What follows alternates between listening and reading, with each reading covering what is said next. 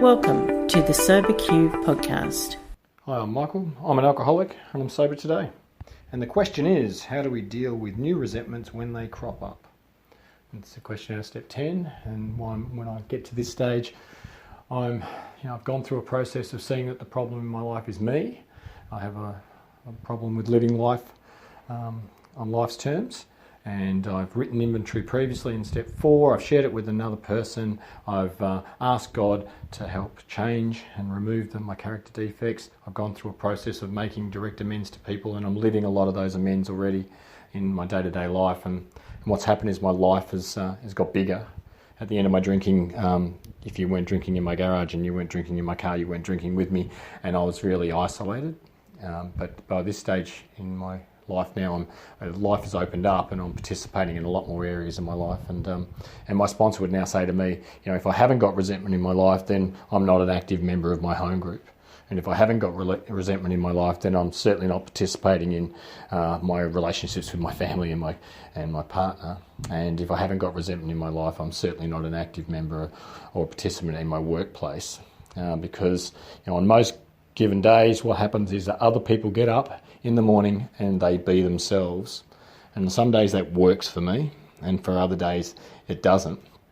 And because the problem is me, my ability to fit in with others. And in step 10 it tells us that love and tolerance of others is our code. And I'd love to say that on a perfect day that happens, but what happens for me is it's progress, not perfection.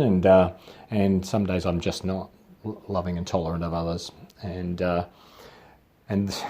there I need a process to be able to deal with that, because when people wake up and they be themselves, they do stuff and I instantly think, how did that affect me? And I become a victim of their behaviour, and it's a horrible place to be, and I need to find a different way. I need to take a different view. And so when the question's asked of me, what do I do with resentments when they crop up? The answer to the question is in the book, but my truth is that I ride that baby like a wave onto the sand until it crashes on the sand, usually when other people are being themselves, and I get resentful and I hold on to that for a bit of time, and I sit in the pain until it's so uncomfortable that I have to do something about it, because the only thing that can change is my attitude and my perspective. And so I write it down and I look at what other people are doing and why that is affecting me. What have I done?